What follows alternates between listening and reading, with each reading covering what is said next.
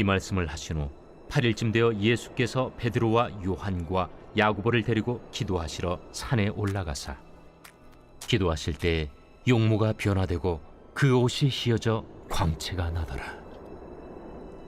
문득 두 사람이 예수와 함께 말하니 이는 모세와 엘리야라. 영광 중에 나타나서 장차 예수께서 예루살렘에서 별세하실 것을 말할세 베드로와 및 함께 있는 자들이 깊이 졸다가 온전히 깨어나 예수의 영광과 및 함께 선 두 사람을 보더니 두 사람이 떠날 때에 베드로가 예수께 여짜오되 주여, 우리가 여기 있는 것이 좋사오니 우리가 초막 셋을 짓되 하나는 주를 위하여, 하나는 모세를 위하여, 하나는 엘리야를 위하여 하사이다 하되 자기가 하는 말을 자기도 알지 못하더라. 이 말할 즈음에 구름이 와서 그들을 덮는지라. 구름 속으로 들어갈 때 그들이 무서워하더니 구름 속에서 소리가 나서 이는 나의 아들 곧 택함을 받은 자니 너희는 그의 말을 들으라. 소리가 그침에 오직 예수만 보이더라. 제자들이 잠잠하여 그 본 것을 무엇이든지 그때에는 아무에게도 이르지 아니하니라. 안녕하십니까 사랑하는 큰술교회 가족 여러분, 2월 17일 매일 말씀 시작하겠습니다. 오늘 본문은 누가복음 9장 28절부터 36절까지의 말씀입니다. 오늘 본문은 변화산 사건이라는 부분으로 굉장히 유명한 말씀이죠. 예수님께서 변화산에서 진짜 모습이 변화했던 것을 이야기합니다. 28절 이 말씀을 하신 후에, 여러분 이 말씀이 무엇입니까? 27절의 말씀입니다. 내가 참으로 너희에게 이르노니 여기 서 있는 사람 중에 죽기 전에 하나님의 나라를 볼 자들도 있느니라. 이것이 많은 학자들이 변화산 사건을 이야기한다고 이야기합니다. 물론 다른 해석도 있습니다만은 저 또한 이 해석을 지지합니다. 그러면 변화산 사건이 바로 하나님의 나라라는 것인데 그것이 어떤 의미가 있을까요? 29절 용모가 변화하고 그 옷이 휘어져 광채가 났다. 여기서 변화하다는 것은 변태, 야한 것을 좋아하는 그런 변태가 아니라 애벌레가 나비가 되다라는 말에서 변태라고 합니다.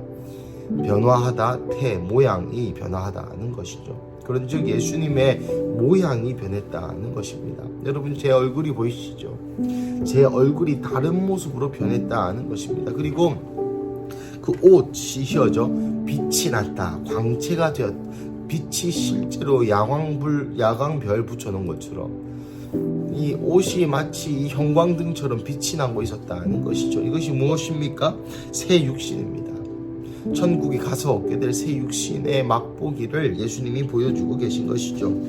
30절 그러자 모세와 엘리야가 왔습니다. 모세와 엘리야는 구약의 대표적인 두 선지자로서 모세는 율법의 시작이요 엘리야는 후반기의 선지자 중 대표, 그러니까 구약의 초반과 후반을 대표하는 선지자 한 명들이 나와서 이 예수의 영광과 함께 섭니다.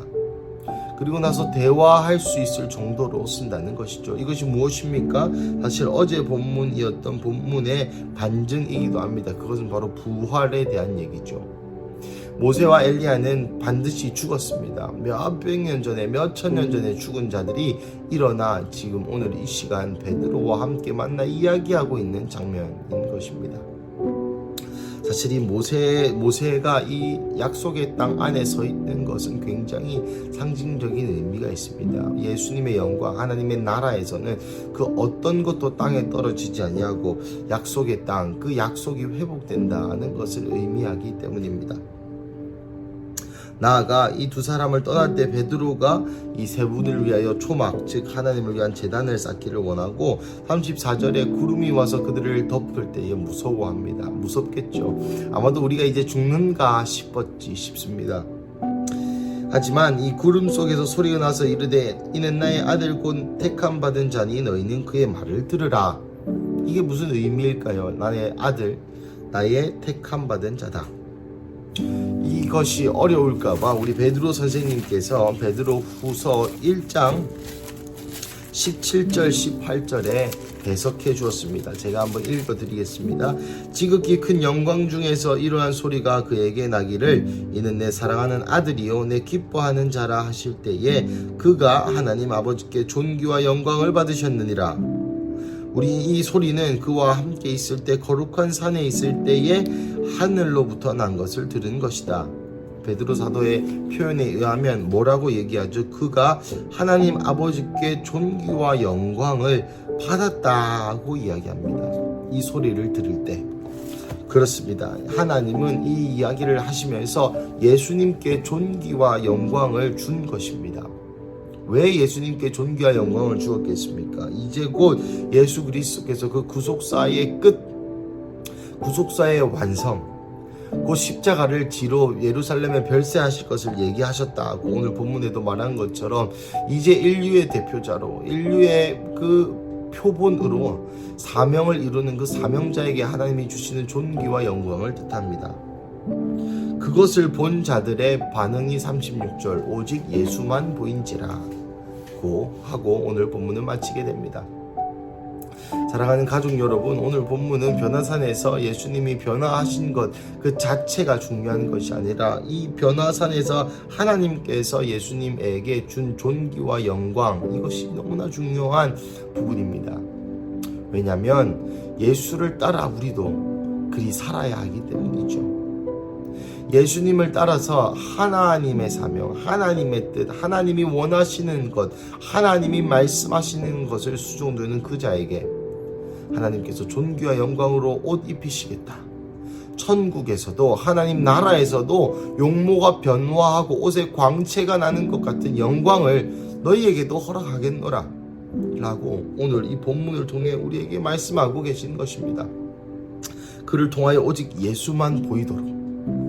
사랑하는 가족 여러분, 우리의 인생의 문제를 해결하는 데 급급하며 우리의 인생의 문제를 해결하고 다른 문제가 나서 또 해결하고 또 해결하고 또 해결하고 그렇게 살아가서는 아니 될 것입니다. 오늘 본문에 나와 있는 것처럼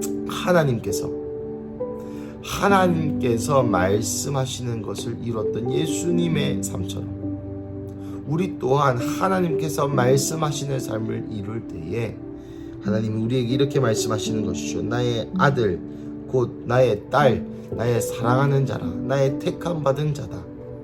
이 이야기를 천국에서, 하늘나라에서 또 이 땅을 살아가는 하나님의 말씀을 수종드는 그 순간에 들을 수 있다는 것입니다. 이보다 가치 있는 삶, 이보다 더 영광스러운 삶이 어디 있겠습니까? 그래서 오늘도 이 말씀 붙들고 오늘 하루 하나님께서 내게 하라고 하시는 일을 이루어서 하나님을 영화롭게 하는 그러한 우리 근수 가족 되시기를 주님의 이름으로 간절히 축복합니다. 우리 함께 기도하시겠습니다. 하나님 감사합니다. 오늘 본문을 통하여 우리 삶 가운데 다시 한번 사명을 회복하게 하시니 감사합니다. 인류의 대표자여 사명의 회복자여 사명을 완료한 십자가로 하나님 마음의 꿈에 있었던 그 구속의 완성을 이루신 그 예수 그리스도의 삶을 본받아 하나님이 하라고 하시는 것을 이루어 하나님을 영화롭게 한 예수 그리스도처럼 우리도 우리의 인생을 우리의 마음대로 살지 아니하고 하나님이 하라고 하시는 일을 이루어 하나님을 영화롭게 하는 자 되게 하여 주시옵소서. 그래서 이는 나의 사랑하는 아들이요 택함 받은 자다 라고 주님 하나님께서 주시는 영광과 존귀를 누리는 우리 군수 가족 한 명 한 명 되게 하여 주시옵소서. 주님 감사합니다. 이 모든 말씀 살아계신 예수님의 이름으로 기도드립니다. 아멘.